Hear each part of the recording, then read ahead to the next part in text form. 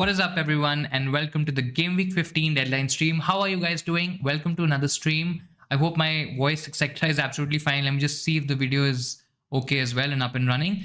But till then, welcome to the stream. I hope you are ready for this very quick turnaround time, very quick deadline. I think a lot of people might get caught out with the deadline tonight. A lot of people have this perception, have this idea of weekend games or Premier League games happening on the weekend. And even a Friday deadline kind of sometimes, it makes the people kind of unaware of the situation. But this is what it is. It's going to be a very hectic December. It's going to be a very, very busy December. Luckily, in terms of the midweek deadlines, etc., for the foreseeable future, at least for the next 2-3 weeks, I mean, we are in good waters there. But otherwise, I think, is this chaotic? I think there's a lot that could go wrong in the next 2 or 3 weeks. There's a lot that could go right as well for your respective FPL teams. In terms of football, I think very interested to see how teams fare out, how teams pan out, what kind of players get rested, what kind of players get some minutes as well. I think that is another area where we could see some differentials, some gems kind of coming up. And I think this is actually a very decent time to pick up some rank in general. But I think super excited again to be on this deadline stream. It just feels like we had a deadline stream last only a couple of days before, and I think just happy to be back streaming. Welcome to the stream, all of you again, and please feel free to add any questions, etc. If you want to check. Of course, we'll keep an eye in terms of any leaks, etc. Anything that we can share with you guys, which will probably help you make a better decision in terms of transfers. Of course, we'll try to help you out. But yeah. Ask as many questions as you can, as you want. Anything that you want to add in the chat, please feel free to do that as well. Hey Devargya, hello to you. Welcome to the stream. Returner to Dubravka. I think that's a very popular transfer in general. I don't think so. A lot of people expected much from Turner, and I don't think so. A lot has anyways happened with him. And I think it's a good segue in terms of moving towards a different goalkeeper option now. Where this goalkeeper option is going to trouble us, we don't know that. Considering the fact that Newcastle, or there are rumors about Newcastle going for a David De Gea, I'm sure there'll be other keepers as well who get, or whose name get attached to the Newcastle team. But I think for now, it looks like Dubravka is going to be the number one choice. It's still a bit premeditated because we've not really seen a run of games from Dubravka in playing in that Newcastle team. Of course, we saw Keller playing for Liverpool and not really doing that well. That's going to be a huge miss. But I think there the injury trouble is not as much as Pope, right? I think Pope is definitely going to be out for the next 4 months, maybe even 5 months. So for now, I think Dubravka looks like a decent option to go for. You want to take a hit on Son to get in Saka? I still don't see. I mean, if you saw last week as well, I don't think so. A lot of people who went to Son, from let's say Saka to a Son, for example, or maybe the other way around. In fact, Son to a Saka, I don't think so. There was a lot to gain there. I think it was okay if you didn't make that move, and I think this is probably one of those weeks again. Yes, it's Luton, so you'll think that Arsenal are going to do really well, and I really hope that Arsenal do well. Of course, I was also kind of not very confident about not having Saka because the Martinelli move has not worked out. Though when you look at the matchups, when you look at the chances conceded from Luton, they concede the most number of chances where Martinelli plays. So this could be one of those weeks where actually Martinelli outscores Saka, maybe does something brilliantly, and you basically regret that move happening. But in general, again, similar to last week, I don't think so. It's worth a hit. If it was a free transfer, maybe, but I still feel Son. I mean, the idea here is that you should have probably a team where you have the likes of Son, Saka, Salah and Haaland. I think those are the 4 most important players in your team, and then you kind of revolve around what you can get the best out of your team, depending on, of course, the money that you have in the bank. So personally, I mean, I'm not very sure if it's worth a hit, though he can still end up getting 10-12 points, but I still think Son has a good fixture. I think West Ham at home. West Ham are a tricky side. I mean, it's not that they're going to be as bad as Luton. I mean, who knows what's going to happen, but on paper, at least they look a lot better. West Ham away, maybe not the most easy fixture for West Ham, but I think in generally how Tottenham have played, I think they've played very attacking. I think it's going to continue. In the absence of Maddison, we are seeing Porro also playing in a much more attacking role. He's creating chances, and I think this is going to be a week where maybe it's not going to be a huge, or there's not going to be a huge difference. But yeah, in case if you really want Saka, I mean, go for it. But I personally think it's not worth a move. What do I do? I have one free transfer, 2.3 million in the bank. Your team is Areola, Flecken, Taylor, Guehi, Simicas, Cash, Saliba. So Cash is, of course, one of the options that you can probably take out. Mbomo, Saka, Gordon, Salah, Diaby, Nunes, Haaland, Archer. I mean, similar to what I had, I think I had Diaby. I didn't have Saka, of course, I had Martinelli, but so Diaby and Cash are probably two moves that you can make. You have three players that you can play a 3-5-2 here, where you basically have Guehi, Simicas, and Saliba as your three defenders. You don't necessarily have to sell Cash. On the other hand, you can sell a Diaby. You can go for a different option. You have Mbomo, Gordon. So I think those are two slightly budget options that are already set there. There's Saka, Salah, so that kind of does the sanity check in terms of the players that you should have. Now, one option, which is basically Diaby, I think there are multiple routes you can take with Diaby. I think you can go with Chan from Wolves. I don't think so. A lot of people are considering him. Of course, it's Wolves. The Wolves have slightly looked better this season. I mean, they're not the Wolves of older times where they were struggling to score goals. I mean, that's probably Man United this season. But I think they're okay in terms of their XG. I think they have a goal in them.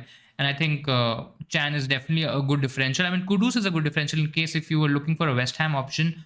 And of course, if Bowen's probably, I mean, I think Bowen also is possible with the money in the bank. I think that can be an option as well. Of course, I don't see any Son here. So I think not even sure if, I mean, Diaby to Son, I don't think so would be possible with a 2.3. Let me just quickly check, but I don't think so. Diaby is 6-ish, I think, 6.8.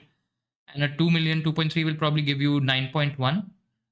And I don't think so. Son is 9.6. So one move you can do is basically if you are okay taking a hit and if you really want to get Son, you can upgrade a Diaby to a Son, and then you can basically downgrade a Cash to a different option. I think, yes, that's a hit, but I think it's fine in the long run. I think Son is a good option to have.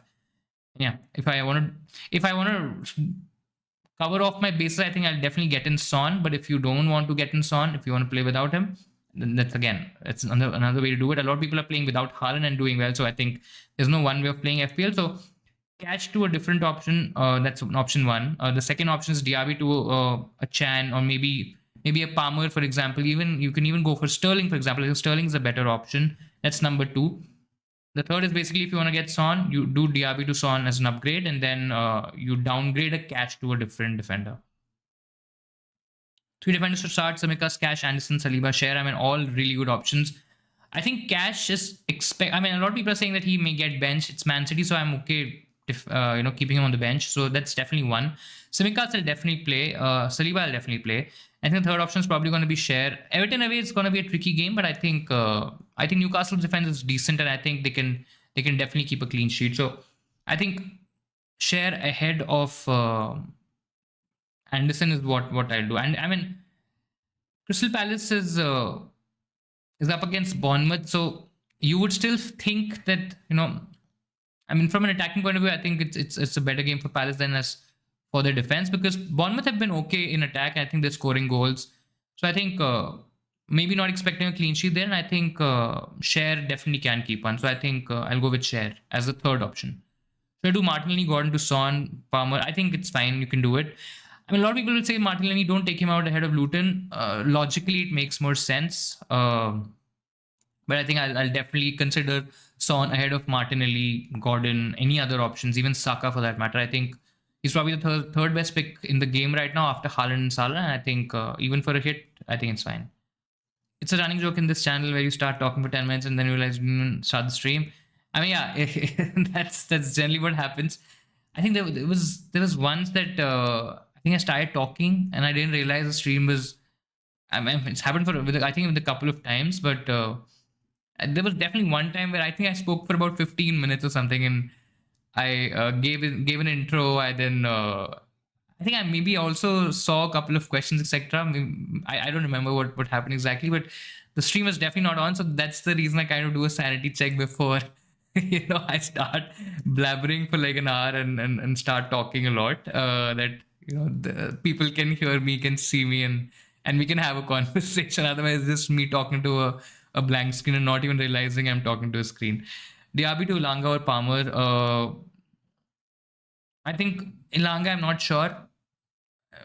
Palmer definitely. I mean, you can say that Chelsea's also struggled, etc., etc. But I think if I'm downgrading this player, I think Palmer, if there's money to upgrade, I think I'll definitely prefer Sterling more than Palmer here. Diaby Sterling is exactly that what I said. I think he's a better option than Palmer. Palmer depends a lot on penalties. You can get lucky in a game, couple of games, maybe in one game you get two. Who knows? It's sure that when he's on the pitch, he's taking pens. So I think that's at least that doubt is out of the window. But in general, I think Sterling is a better, more all-rounded player. I think there's more goal threat to him. Though again, with Palmer, you can say that he's also on set pieces. So there are multiple outlets to his points. But I think overall, when you look at the attacking threat, when you look at the assist potential or even the goal scoring potential, I think Sterling is definitely better. So yes, they're in different price points, and it's probably not a fair comparison also, because I think Sterling's around 7 and he's probably around 5-ish. So there's a huge difference, and you can do a lot with that 1-ish or 1.7, 1.8 million. But I think Diaby to Sterling looks a lot better than Diaby to Palmer. Should I do I think I've answered this. I think I will make the move. If I didn't have Son, I would want to have Son in general. I think I managed to get away with not having Saka for a few weeks. And yeah, I mean, it was okay. I did lose out on rank, but yeah, I think I managed to navigate it through. But I don't think so that's going to happen with Son, because Son, see, with Son, you can always get a 2-pointer, a 3-pointer if Tottenham somehow keep a clean sheet, which is looking difficult. But there's more potential in Son to get a double-digit haul where he scores a brace, he scores a hat-trick, gets an assist as well. I think in terms of the explosiveness, Son definitely looks more explosive than a Saka. And yeah, that's where I am. And that's the reason I definitely would prefer Son over Saka. Son as priority in general. Colwell Guehi, Chelsea aren't keeping clean sheets. That's a worry. But I mean, it's United, so who knows? They might just end up keeping a clean sheet, scoring a couple of goals, and it's an away game for Chelsea. It's at Old Trafford, but I mean, I won't be surprised if Chelsea win it by 2 or 3-0. You know, maybe United score a goal. I don't know. But yeah, comparing him with a Palace option, I think. I mean, I'm not expecting either team to keep a clean sheet, but I won't be afraid to go Colwell on this call, because I know it's maybe not a very popular opinion because it's Man United and you will expect them to score and all that stuff. But I even stopped watching United games. I just watch their highlights. It's so depressing. It's so bad. And no faith, no trust in the team at the moment. And I mean, nobody knows what's happening. Neither the players nor the manager. Nobody. Absolutely no one. And I think, I mean, why not go take a chance when the team is down, and why not go for it? So Colwell is probably slightly better. And I think then pick Share too. I mean, yeah, logically it could be bad as well. I mean, I can't sit here and say with complete confidence that absolutely Newcastle are going to keep a clean sheet, because it's Everton home. Everton need to pick up points, considering that they lost out on points with that penalty, with that points reduction. And of course, they don't look like a team who's going to get relegated. They still look decent in attack. And at home, I think they generally put in a slightly more than average performance. So I think it's going to be tricky, but I think Newcastle's numbers are really good defensively. I mean, Newcastle and Arsenal are the attack or the defense, to go for. And I think, yeah, I mean, Share looks like a good pick. He's also one of those safer options, right? I mean, a lot of people are getting scared because Botman is now nearing a return. I mean, I can't say nearing. He's started training very, very recently. So probably in a week, maybe in a couple of weeks, maybe you see a sub appearance. Maybe you see a start in a couple of games. But yeah, that's something that can happen. But and I think that could be a bit worrying for Lascelles owners and people who have Lascelles. But I think for Share, I think it's absolutely fine. Is it a good choice to get rid of Diaby for Palmer or Sterling also, which I think I've kind of answered this. I would like to believe that Sterling is more nailed. Palmer has done really well. He's on pens as well. But when Nkunku comes in, I'm not sure what's going to happen. Right now, it's very difficult to say if Sterling or Palmer is nailed. So, I mean, things could absolutely change in a couple of weeks. Maybe both of them start and, Nkunku plays in a different position. But I think right now it's difficult to say. I think Sterling looks like a better option at the moment. Saka captain, decent differential option. I think most of the people are going to go Haaland, Salah, Haaland. I mean, whichever order. I think Salah is probably going to be more popular this week, considering the fact that Sheffield are a much worse opponent than Aston Villa. Though I think there's huge potential for Haaland owners and captain, people who are basically captaining him as well. I think there's a good potential of points there. But I think if you are okay going differential, and it just feels like one of those weeks where why the hell would you go for a differential option, considering the fact that you already have Haaland versus Salah, and if one of the options or one of them basically blanks and the other one scores, I think there's going to be a huge variance in terms of points. But yeah, in case if you're taking a risk, why not go for Saka? I think Saka is a good option. I've heard and I've seen teams and I've heard people captaining Darwin as well. That's probably a bit out there, but I think Son, Darwin, Saka, I think is a good option. So if you're okay with the risk, considering the fact that you're not going to captain two very popular options, I mean, you massively need Saka to, get, let's say, a 14, 15 pointer, maybe a 20 pointer, maybe the best game of the season he has to play if he has to compete with the likes of a Salah captain and a Haaland captain. Because the fact that both of them have really, really good fixtures, and I think both of them are going to do really well. And that's where my confidence, it gets shaky a little bit. But yeah, if you're okay with the risk, go for it. I was there on the stream, and yeah, I remember you were there as well, and it was weird. I have nothing to add there. Watkins to Isak for a -4. A lot of people are saying Watkins is okay this week, and I've there are arguments to that as well. I mean, Rodri is not playing. City look like a team who will concede. I mean, yes, the defensive numbers are still okay, but I mean, they can always concede an odd goal. It's going to be one of those games where City's probably going to dominate in possession, and Villa is going to basically play on the counter, score on the counter. And I think Watkins has the capability to do that. So I don't think so it's worth a hit. Though, I mean, he can very easily blank again. The counter argument here, it's Man City, and they're going to keep most of the ball. If they don't make mistakes, which they have the tendency to do so, if they don't do that, I mean, there's potential. But I mean, yeah, I think for a hit, maybe not. I probably won't take a hit for it, and I'll just play out Watkins. Watkins is in good form. Villa are in really, really good form. It's at home as well, so it's where Aston Villa are generally very strong. So I think I'll take my chances with the Watkins. Probably won't take Isak for a hit. I was in top 10k in Game Week 3. Now I'm in 120k. I think I also started really well. Not top 10k for sure. But I think no, I didn't start. I think I did start. Okay, I mean, I was 120k. Of course, nowhere close to 10k, but 120k in Game Week 2, and then I think I was 2 million or something like that by Game Week 8, and yeah, it's just been I'm trying to gain rank, but if you see, if I'm seeing my ranks here, Game Week 9, 7, almost 800k, and Game Week 14, which we are sitting, which happened last week, 655. So it's not been much movement at all. I mean, yes, 4 red, green arrows, smaller green arrows, slightly bigger red arrows, and I think it's kind of balanced out again. But it's becoming a little difficult to gain rank, considering the fact that we always say that go against the template if you want to gain rank, but it's difficult to go against the template right now. Though this season has been a refreshing change because of the fact that there are so many options that you can go for. I mean, a lot of people can go for Trippier and Trent and try to gain points on there. A lot of people can go maybe 3 strikers up top with a Haaland, Watkins, and maybe a Darwin, maybe a Gabriel Jesus if they're looking differential. So there are multiple routes and ways, and even in midfield, I mean, there are a lot of options to go for, but it's still becoming a bit difficult to gain rank.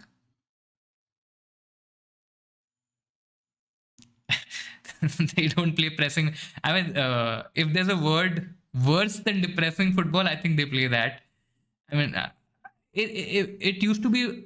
I mean, I can't even say it used to be a happy place. I mean, a long back, of course, because I've been a fan since a long time. But since Ferguson has left, and there've been a couple of seasons where there've been moments of joy, and of course, we've celebrated winning a couple of decent trophies as well. But yeah, I mean, at least till last season, I was still trying to watch, spending my time watching the games.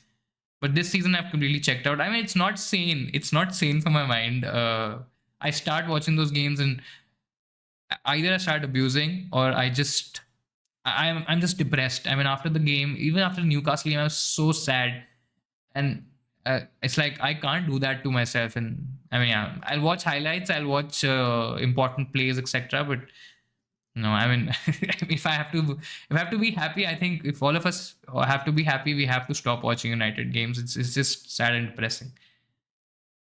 Any updates for Gordon? So Gordon trained. He's not out. His hip.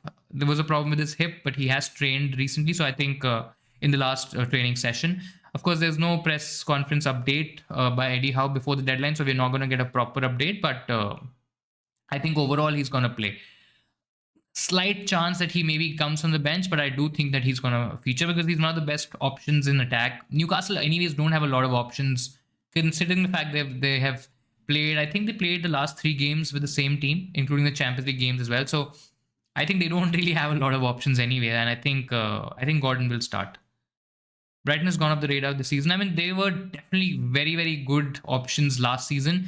Is it that defensively, Estupinian, of course, got injured. A couple of other players. Defensively, again, they have. I mean, teams have kind of figured out how Brighton play, and they've tackled or they've come up with a solution to basically tackle whatever De Zerbi is doing. And if they don't tickle or if they don't have a good attacking performance, I think they generally struggle because of the fact that they are conceding a lot of goals. So they have to outscore the opposition, and that may not happen every time. And that's why it's very wavered. I mean, you'll see Mitoma performing really well in a couple of games, but it's so difficult to predict where the returns are going to come from because of the fact that it's shared across the pitch. And the other options like a Ferguson, I mean, they're okay differentials, but even a Joao Pedro, he's on penalties now. So, I mean, there are options, but you can't wholly trust them. I mean, you can't trust them for, let's say, a block of 4, 5, 6 fixtures, maybe 8 fixtures, and then say that, with confidence, I can go for a Brighton option. I mean, Estupinian was one, Mitoma was an option as well last season, but it's just not turned out the way that, people were expecting this season. Plus, also the availability of, the Gordons of the world, the Mbomos of the world. I think that has also kind of, reduced the appeal for Brighton assets. Start Guayo, Lascelles. I mean, Newcastle away are, of course, not as good as they are at home. So the assumption there is right, or the argument there is right. Everton at home are a much better side as well. But I still feel I'll start Lascelles. I think they are a better defense than Palace. And I think I understand that the Palace game is at home, but I think Bournemouth is also a good side. I think, especially in terms of scoring goals, I think Bournemouth has the potential to score. So I think I'll still start Lascelles. Should I get rid of Diaby? If yes, who's the best replacement for him? I mean, getting rid of Diaby is absolutely fine. It's not a. I mean, depends on the other moves and other transfers, other players in your team as well. But yeah, if you have nothing else to do, I think Diaby is absolutely okay. You can go with him. Go and take him out. If you want to go cheaper, you go Palmer. And I think you go Gordon. I think I would still go with Gordon. I think he's a better option. But if you have a little bit extra money, I think you can go with a Sterling. I think he's a really, really good option. Depends on if you have extra money and if you have the likes of Son, Saka, Mbomo.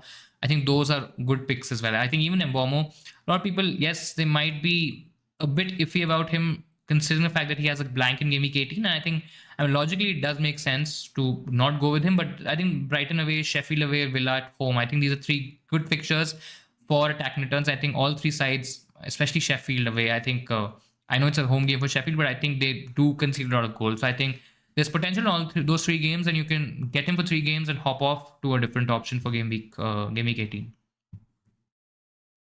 Start Kona, Doku. I mean, Doku is doubtful. I think I've seen reports, etc. Let me just check the injury thing as well once on Twitter. But I think Doku was a doubt.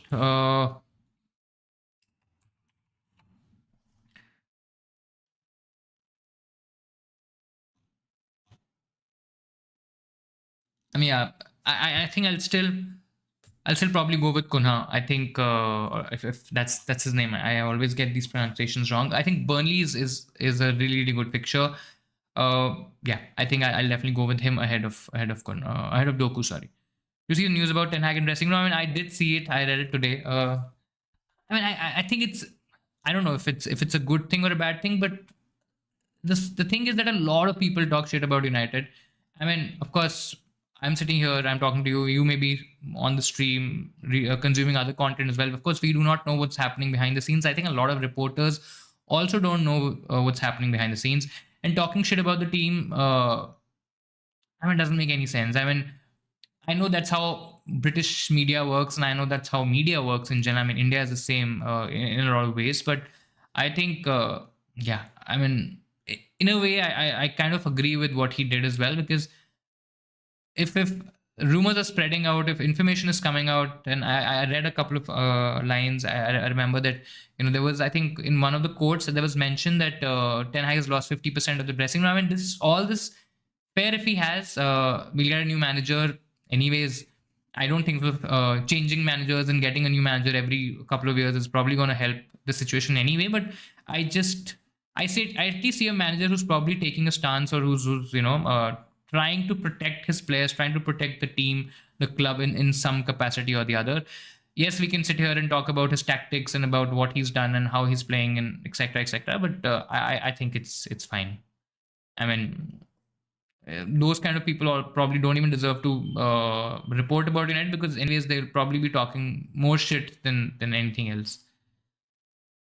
Garnacho's overhead goal was actually pretty good. Comparisons have been drawn with Ronaldo's, I think, overhead, and Rooney's overhead kick as well against Man City in that derby game. But yeah, I mean, in terms of technique, I think pretty awesome goal. Probably, definitely one of the contenders for the goal of the season. Let's see if we have better goals or more, astounding goals in the remaining part of the season. But I think, yeah, in terms of technique, I mean, it's one of those goals, right? You'll probably always remember this for going in, because the chances of these goals happening is actually very, very less. So, brilliant goal. Last game, exciting games. Liverpool Fulham. I mean, I saw Liverpool Fulham. I saw the whole game. Even Man City Tottenham. I think Man City, Liverpool Fulham it was a weird game of sorts, because Liverpool was dominating. I think in terms of attack, they were really, really good. I think a lot of people will probably abuse Darwin, and me included here. But I think he definitely makes that Liverpool team tick a lot better. I think he's definitely better than other options, current options that Liverpool has. And I think, yes, as I said in my last stream as well, with Darwin Núñez, with him in your team, or you as a Darwin owner, you'll always want him to probably get 4 or 5 big chances so that he can score a couple of goals, maybe just one goal as well. And that's what happened. I think he missed 3 big chances. There was a lot that could, go right in terms of the Darwin performance. But I think overall apart from those misses, I think overall he played really well. I think Liverpool's attack was really, really good. I think Fulham was open on quite a few occasions. Yes, you can again say that they were worldly goals, and it's probably not going to happen every week. But I think overall the Liverpool attack was pretty decent.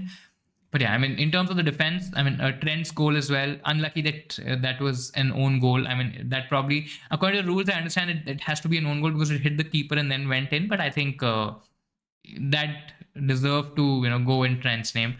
Even McAllister's goal as well. I think those were brilliant goals. But defensively, I think Liverpool was all over the place. I mean, they really gifted Fulham, way back into the game, which is not great news, especially when we are looking at Tsimikas and Trent, and we're looking at their defensive potential, because I don't think so Liverpool look like a side who will keep a lot of clean sheets. I think from an attacking point of view, I think they look really good. Fulham, you expect Fulham to concede, but I think it was more Liverpool gifting them the goals than actually, Fulham carving out and creating chances. So I think that was Liverpool Fulham. I think Man City dominated the first half. I think Tottenham played okay. I mean, I think with Tottenham, we have to kind of adjust our mindset, if we've still not adjusted to it, that they're absolutely going to go with it. I think Postecoglou before the game also mentioned that he's absolutely going to go for it. I don't think so. It's probably going to work out, but I'm going to give it, my 100%. My players are also going to do the same, because of the fact this mentality has now come into the club. I think attacking wise, I think it's really good. Defensively, again, you can say that the kind of Liverpool, maybe they're kind of an Aston Villa right now, where they are playing a very high line. They're not focusing on defending. A couple of the defenders are injured. That also doesn't help the cause. And just the way Postecoglou plays that, I mean, he's attack first football all the time. He has to go for it. I mean, you saw in that Chelsea game as well, right? I mean, a lot of people call it stupid, but that's what it is, and that's how he's going to play. So I think Man City are struggling, and I think they don't look like the same Man City. I think there needs to be a tweak in the system and the setup from Pep, where of course he can't play with 4 centre backs. I mean, there's absolutely no chance that he can play with that. I mean, he's not going to get away with teams like a Tottenham or a Liverpool or maybe even Chelsea when they're hitting form, for example. So I think there needs to be some change there. Of course, Man City were furious as well with a couple of calls that probably went against them. Again, we can sit here and debate, but I think overall, from an FPL takeaway point of view, I think Son. It just emphasized the point that Son is a great option. Madison, once he comes back, I think is going to be really good. Even Brennan Johnson, I think if you're looking at differential, I think he could be a great pick as well. Pedro Porro, I don't think so. A lot of people are considering him as a cash replacement, but I think he is a really, really good option. In case if you don't want to double up on teams like Newcastle, Arsenal, I think you can even go for a Porro. I think he's a good option. Who should I sell, Bruno Fernandes or Rashford? I mean, sell both if you can. Not worth it. Not absolutely not worth it. But in case if you have to sell one, I think I'll sell Rashford more. I mean, Rashford just looks pathetic and there's nothing. I mean, I don't want to start a rant again, but I mean, yeah, I'll just sell Rashford and Bruno Fernandes if possible. But if there's just one this week, I'll sell Rashford. Cash in turn to Porro and Dubravka for a hit. I mean, for a hit, it looks like you don't have to do it. You can just do the Porro move, cash to Porro, and maybe change the keeper next week.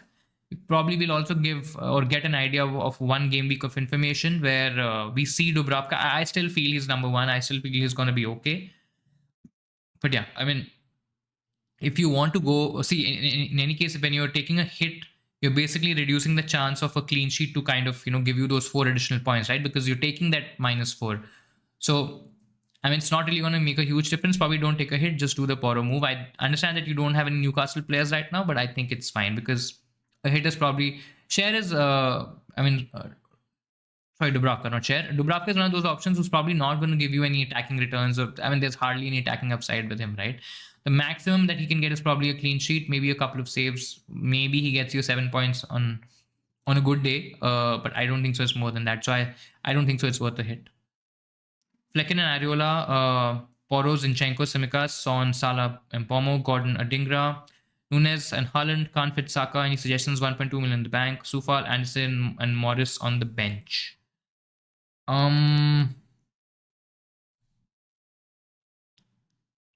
Thinking. I think Adingra. I mean, see, the only way I think you can probably get in a Saka is if you downgrade a Nunes to a different option.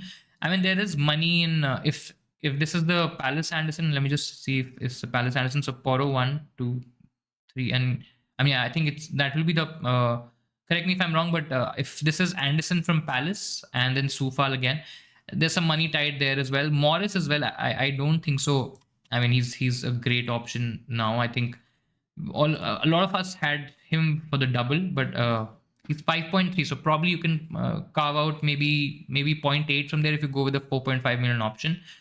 That should probably give you 2 million in the bank. But again, I don't think so that's going to be enough because the only way you can actually get to an Saka is probably upgrade Mbomo. I think Mbomo to Saka is possible. But I'm not sure whether if you want to do that or not. I don't even think it's probably going to make a huge difference. I think, not seeing an obvious move there. Adingra is probably one if you want to change him. I mean, you can. I think there are a couple of slightly better options in that price point. Adingra is 5, right? So maybe not exactly 5, but yeah, I mean, you get Palmer, who's slightly more now. So you of course are not getting him for 5, but he's a 5.3 million pick. So if you want some Chelsea cover, I think Adingra to Palmer is one option. But then, of course, that will probably eat in your Saka money as well. So yeah, I think I'll definitely try to, if not this week, but I'll try to definitely take out some money from Morris if this is the Crystal Palace Anderson, then him and Morris. I think that's a decent chunk of money. Even Flecken, for example. I mean, you can go with the. Let's say if you want to save some money, you can maybe downgrade a Flecken to a Dubravka. I think that itself will give you 0.5.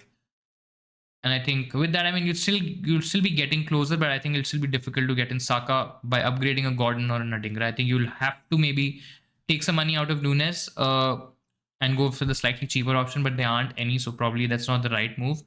Or you'll probably have to just upgrade Mbomo and go without one of them, for example. Let me just quickly check. I think Bomber is 7 million, if I'm not wrong. Yeah, 7.1. So I'm assuming 6.97 is what you'll probably sell him at. Again, assumption here, but yeah. Yeah, I think it's difficult to get in Saka here. I have Areola and Strakoshka. I think that's his name. Can I do -4 to get Dubravka? I'm gonna play Areola this week, get into Dubravka next week. Don't think so. It's worth a hit. Bench one: Simicas, Darwin, Mitchell. I'm assuming, and Diaby. I think I'll play Simicas. Simicas, Darwin, both are expected to get benched, which is so weird and so sad. But I think there's a lot of people who are talking about both of them getting benched. I think I'm not sure about Simicas, but Darwin. I mean, maybe he's a better bench option because I don't know, because he plays 30 minutes, gets something, gets bonus as well if Liverpool's not doing that well. But I still feel I'll play Simicas, I'll play Darwin, I'll play Mitchell as well if this is Mitchell, and I'll bench Diaby. Should I transfer Trossard away to Luton and Wang? I mean, yeah, I think I'll still do it. Trossard, I don't think so. He's a. I mean, if I'm looking at the Arsenal attackers, I think Bukayo Saka is probably the only option I'll go for. I don't think so. There's anyone worth it. Maybe Odegaard becomes an option in a couple of weeks. Maybe Gabriel Jesus. So those are two picks that I'll be looking towards. But I think other than them, I don't think so. Trossard, even Martinelli, I don't think. Maybe this week is different, but I don't think so. Trossard is a great pick. He should get minutes, but yeah, I think they're better options. So I'll probably go with Wang. Burnley Wang, I think it's a good fixture. I think there's a lot of potential. This could be one of those games where Wolves actually score more than a single goal, more than a couple of goals, and I think Wang is expected to be involved in majority of them. So I think Wang home versus Burnley, I think pretty good. Would you transfer Gordon Watkins for Son, Solanke for a -4? I mean, I really, really want Son, but yeah, I mean, Gordon Watkins both are solid options. I just don't like Solanke and the Watkins. So Solanke, I mean, I know a lot of people are still heavy on Solanke. So if you really want Son, you see, there's an element of risk involved here as well, right? Because you're letting off Watkins, who's going to be a popular pick still, and I think Gordon is also decently popular now. I think his ownership is probably going to be around 20%. Maybe in the effective ownership, he's probably going to be around 60 to 70 at least. But yeah, I think that's where I am. So for a -4, I mean, I don't want to, but I really like Son, like him more than Gordon or Watkins. So I'll probably make the move, but no, it's not a very confident -4 because the fact that there's Solanke in it. Though, I mean, I think a lot of people are also comparing Solanke to the likes of Darwin and Isak, and I think it's a fair comparison because, as I said earlier, I've said this a couple of times already on the stream that Bournemouth have actually looked quite decent in attack, and I think there needs to be some, adjustment in the expectations there. Yes, he's still a 6.5 million asset. Yes, he's still playing for a Bournemouth team who have decent fixtures. I mean, when you look at fixtures, Palace away, United is a great fixture now for teams. Luton at home, Forest away, Fulham at home. So yeah, I mean, seeing those fixtures gives me some confidence, and I think, yeah, I mean, for a -4, I think I'll take that chance.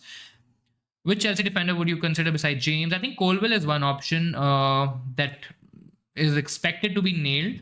Again, it's difficult to say what Poch is going to do, and especially when these games come thick and fast.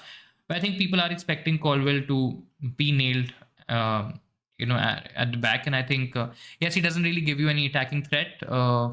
You're solely depending on clean sheets from Chelsea or from Colwill, but and that's not happening right now, to be honest. So I don't see a lot of happiness or a lot of confidence there. But I think if I'm definitely considering one, I think I'll go with Colwill. Diaby to Martinelli, good transfer to. Diaby to Martinelli, a good transfer for save the transfer. I didn't get that. I'm assuming it's Diaby to Martinelli or save a transfer. I don't want to go Martinelli. I know Saka and Martinelli are slightly different in terms of price points. I'll probably just play Martinelli this week. I'll play. I don't want to play Diaby. Maybe I'll choose a different move and figure out a different way to get in Saka. If that's possible. If not, if that's not at all possible, then do Diaby to Martinelli. It covers off an Arsenal attacker, but I don't think so. It's covering the right Arsenal attacker. I think getting in Saka is still priority in terms of the Arsenal attack. Bench two defenders, Tsimikas, Guehi, Porro, Taylor, and Gabriel. I think I'll definitely play Tsimikas. I'll definitely play Gabriel. And I think the third option that I'll play will be Porro. I think, yeah, I mean, Taylor and Guehi are okay, but I think Porro has better potential. Better player, definitely playing for a much more attacking team. I know it's West Ham. It's a slightly tougher fixture, but I think Porro definitely has better potential. I got Diaz, Areola, Diaz. I mean, and Tsimikas on the bench. Is this the Liverpool Diaz? I'm not sure. If it is, I still don't think it's worth a bench boost. I think there will be better game weeks for a bench boost. I mean, Areola doesn't have the greatest fixture. Tsimikas expected to probably get benched, or there are rumors that he may get benched. So I'm seeing one player with a slightly trickier game. I'm seeing one player with maybe a chance of not even playing those 90 minutes. So I think I won't take a bench boost. One soccer says, wow, is this a wow to the team? If it is, then let's hope that this gets points. But yeah. My team midfielders Saka, Wang, Mbomo, Salah, Diaby. Forwards are Haaland and Alvarez. Alvarez and Isak. Which one of all the above should I bench? Saka, of course, not benching. Mbomo, not benching. Salah, I think I'll bench Diaby. I'll play Haaland. I'll play Alvarez. I think both have good potential. Alvarez, I mean, he's kind of cooled off a little bit in the last few games, but I think I'll still take a chance with him. It's Villa at the end of the day. I know it's Villa away. It's a home game for Villa. They're stronger. There are all these narratives about Man City not having Rodri, not having the backbone. Not sure what's going to happen there, but I'll still take my chances with the Diaby benching here. Really envy your midfield. Can't seem to get. I mean, yeah, I think a lot of people. It also depends on team value. I think I've been fairly lucky with team value. I think my team value is 103.405, something like that. And I think that's probably helped me get in Saka. Because I got to Gordon a lot earlier. I got to Mbomo a lot earlier. In general, Son as well. He's had a few price rises, and I think I got him at the right time. Of course, Salah and Haaland have not seen price rises, price changes, but even Tsimikas, I think I was one of the early ones on Tsimikas as well. So I think there we've kind of gotten the advantage. Even Cash, I think, has benefited us in terms of team value, and I think has probably helped us to get in Osaka. Though I still had to take a hit for it. I still had to downgrade Flecken, but I had the flexibility. I thank God I didn't have an Areola plus Turner combination or Areola plus a cheaper goalkeeper combination. Otherwise, that 0.5, 0.6 million was a bit tricky to get, because when you see the other options, I mean, yes, I can do it with Cash as well. But I think my plan with Cash, it depends on a few factors as well. It depends on whether I'm comfortable going with the second Arsenal defender. Do I need to see or look out for Gabriel Jesus as well? Because I don't think so. Darwin is a very long-term solution, right? Because with Darwin, you'll always feel like if he's not done anything in the next couple of games, you would want to get him off or take him off and, go with a different option. If Watkins is doing well, probably it's going to be a struggle because I do not have a lot of money in the bank. And now going to a Watkins is probably going to be tricky as well. But yeah, I mean, those are the downsides that you get when you have like a fully stacked midfield. But I do think midfield is the place where the points are at the moment. And I do think there are some really, really good options who are not in this midfield as well. I mean, I'm really thinking of also looking at Chelsea and their midfield options. I think because that could be a gold mine, at least in the beginning. If we get onto those Chelsea options a lot earlier than the others, I think there are at least a couple of weeks where we can get some decent, points and a decent rank gain as well.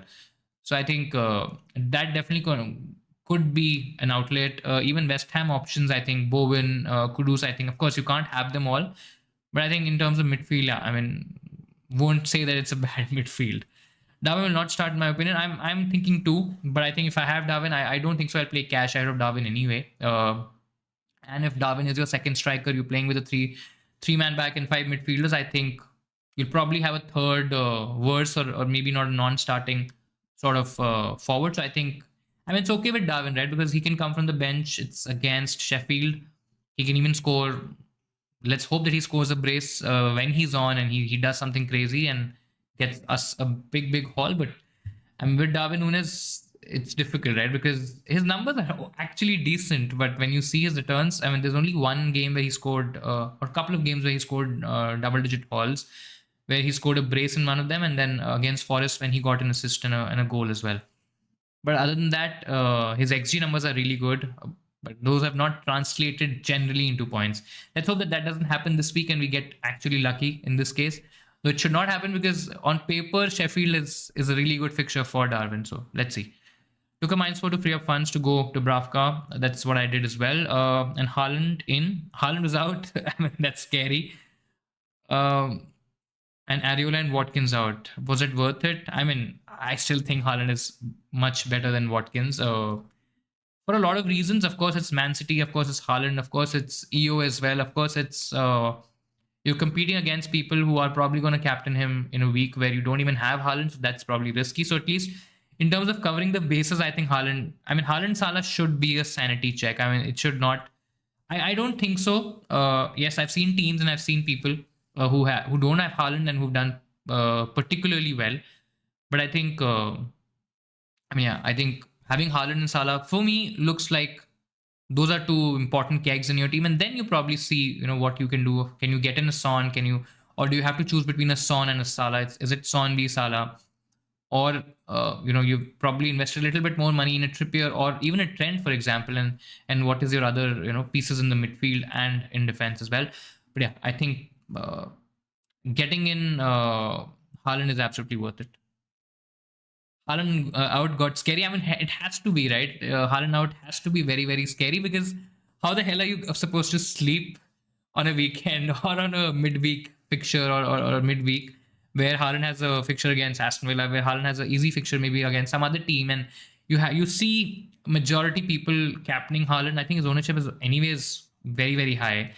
Yeah, I mean 84% owned a player, and when you combine that with majority people captaining him, his EO is going to be 150, 160, something like that, and you're almost losing out 1.5x points, which it's scary. I mean, expensive mids and Trippier probably would have helped. I'm not sure. Let me know if it did. But I think expensive mids, I mean, if you're talking about Son, Saka, for example, and if you're talking about Trippier, I think Trippier has done really well. So I think that's a compromise a lot of people made. Maybe between going for a Son versus an Mbeumo versus a Gordon, for example, and then upgrading one of their Newcastle defenders to a Trippier. I think it worked out pretty well, because Trippier generally has been the best defender in the game.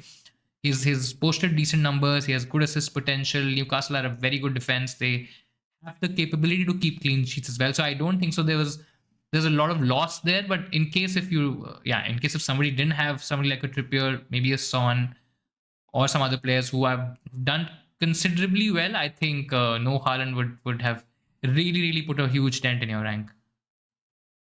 Best replacement for Diaby that are under 8.2 million, and I already have Salah, Saka, Gordon, and Mbeumo. So Gordon and Mbeumo, two cheaper options are already set. I mean, a Chelsea option could be a great pick. I think not a lot of people are considering Sterling at the moment. I understand why. I mean, there are reasons for not going Sterling because of the fact that Nkunku is going to play or come in very soon. That's the expectation. So what's going to happen to Palmer? What's going to happen to Sterling? Nobody knows that right now. And I think there's that uncertainty as well with Chelsea in general play, because of the fact that you always would see, or I mean, that's a trend generally that's happened. A couple of games you'll see Chelsea playing really well, and you would be kicking yourself that why didn't you have that Chelsea option at that point of time? But it's very difficult to nail those returns because they've not been very consistent. Yes, with Palmer, I mean, you can still say that he's gotten a few penalties, he's scored a few goals. So a 5-ish million midfielder giving you 7 attacking returns, I think it's pretty decent for what he's done. But again, that's also very sporadic, right? I mean, you can't predict a Chelsea penalty anytime. So yeah, I think going with the Chelsea option still it could be a good option. it could be differential as well. I don't think so. As I said earlier, not a lot of people are considering Chelsea. In case if you're not going with the Chelsea option, I think Wang is another pick. Again, very underrated. I don't think. Sorry, Chang. Wang Hee Chan, yeah. So Chan is another pick. I think not a lot of people are considering. A lot of them have him. Of course, then in that case they're not looking to transfer him out. But I think because of the fact that there's Chelsea, because of the fact that there's Gordon as well. I think Gordon. I think despite the blank, so not the blank, despite the flag, sorry, I think a lot of people still have gone with him. He has probably had about 200, 300K transfers in this week. Yeah, it's 360K at the moment on the website, on the official website. Because the fact that he's there, I think a lot of people have not considered the likes of Kudus, not considered the likes of Chelsea options. So I think those are really, really good picks. I think I'll look there. Chelsea has really good fixtures as well. So if I'm looking at an option there, I think those will be my picks. I'm not looking at Brighton options. I mean, Odegaard probably could be a pick, but I'm not sure whether there's an Arsenal spot open. And right now, I don't think so. He's an option. So I think those will be my options. I think it's Chan. It's going to be Palmer. I think it's going to be Sterling. I prefer Sterling over Palmer. Or if you're looking for a differential option, I think Kudus could also be a decent pick. Again, not a lot of people are considering him. Considering the fact that they're going to have some slightly trickier games from game week 18, and you probably need your midfield covers, especially for the likes of Mbomo, especially for the likes of Man City, for that blank in game week 18 as well. But yeah, I think those are decent picks. Best cash replacement. I think if you're taking out cash, depends on what defenders you already have. I mean, one of the options that you can double up on the Arsenal defense. Let's say if you have a Gabriel, or if you have, let's say, a Saliba, a White, any of those Arsenal options, Zinchenko maybe, you can double up with one of these options that I just mentioned. If I think the fixtures are okay. If you're not going to go with Dubravka, I mean, there's also an option to go with a Newcastle double up in defense. But the issue with that is that, let's say, if you have Cher, for example, or if you already have Lascelles, I mean, if you already have Lascelles, you can maybe go with Cher. But if you have Cher, I think the other way around is not going to be very easy. Considering the fact that Botman is now back in training, and I think Botman's probably going to take that place from Lascelles. Other options like Livramento, maybe you can't trust them week in, week out. I think there's going to be an odd rotation in there for Livramento as well.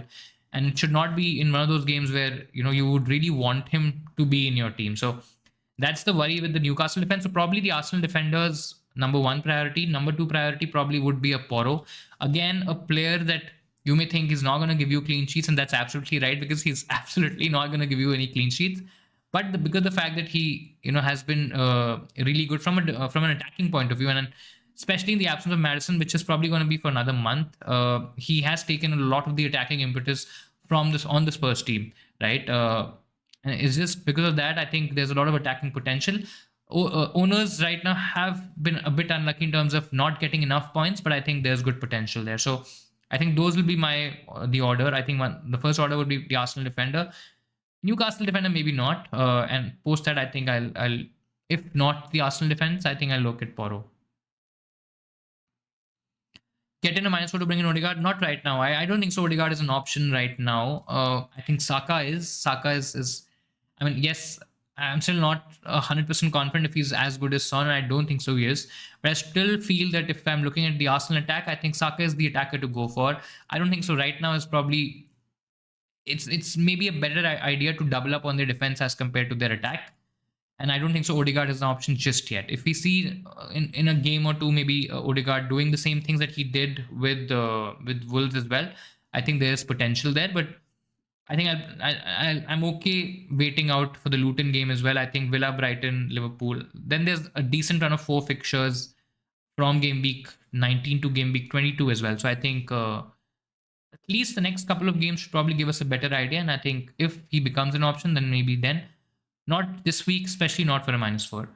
Bench Guehi or Solanke, I always play attacking, and I always try to bench the defender first and play the attacker. So I think in this case as well, I will. I know it's Palace. You basically, of course, you have 2 players going against each other, and I think Solanke and Bournemouth do have enough to score a goal. So I think I'll play Solanke. Start Guehi or Diaby. I'll start Guehi.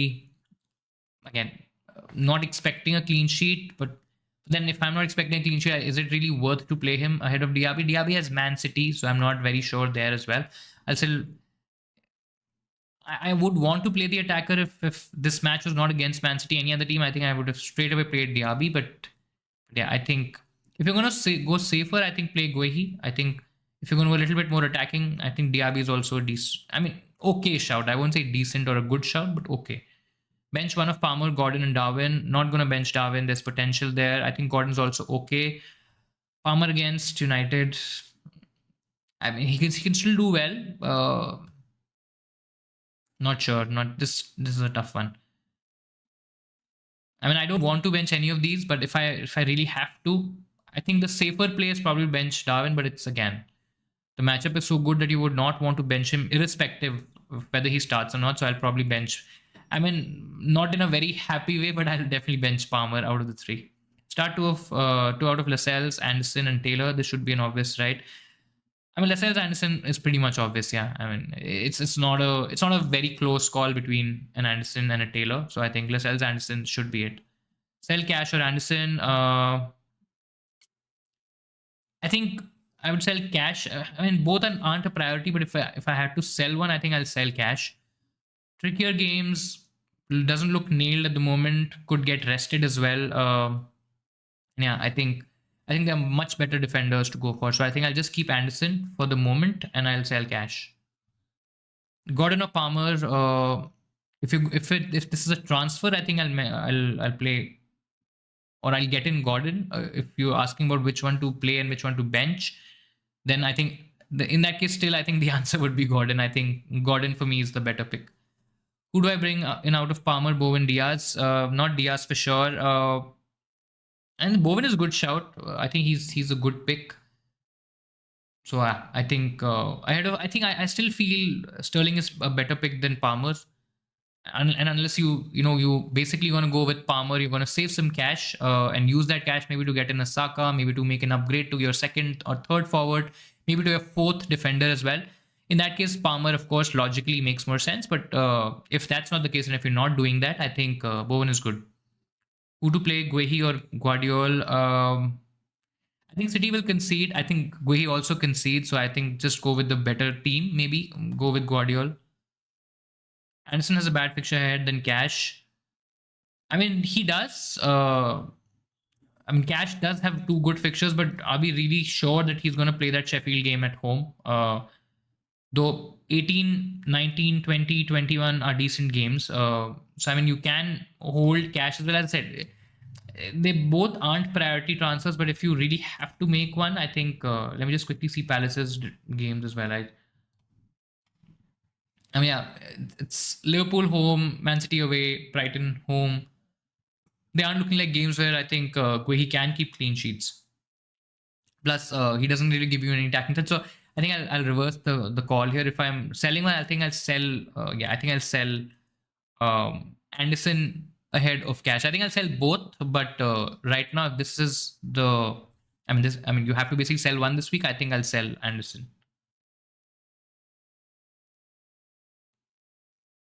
Gordon or Sterling? I mean, I'll still say Gordon, better team, better player, more relevant and more important to Newcastle. So I think he's probably the better option. Guys, a minute to go. Please go back to your teams. Quickly save your team. Make your transfers well. I don't think so. There's much time left. I'll also quickly check my team. It's Salah captain, Haaland vice captain, Cash on the bench, and Dubravka starting.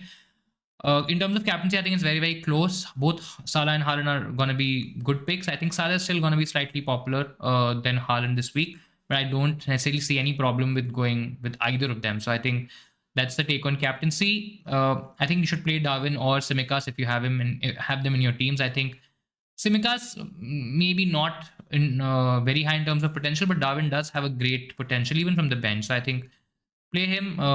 It's okay to bench your Aston Villa assets as well, and I think that's deadline, guys. I hope this was helpful and useful. Thank you so much again for joining. Of course, it was a very short turnaround time, and I hope I was able to do justice to your teams and help you out in terms of your thinking and planning for Game week 15. Of course, we'll be back for game week 16 deadline as well. Now deadlines are coming thick and fast, and I don't think so. There's a lot of break anyway. But yeah, I mean, if you can try to see the matches, I think you should. Those will be very, very helpful. Of course, you can reach out to me in case if you want to talk football. In case if you have any questions, you can DM me on Instagram or you can reach out to me on Twitter as well. And of course, we'll be back with the deadline stream next week as well. In case if you liked the stream, please hit the like button. Really, really helps us with the YouTube algorithm. And if you're new around here and if you've not subscribed to the Insanely Football YouTube channel, please do that as well. That really, really makes me smile, makes me happy, and motivates me to come back every week and help you guys as well. Thank you so much again. Lovely talking to you, and I will see you next week. Take care. Bye.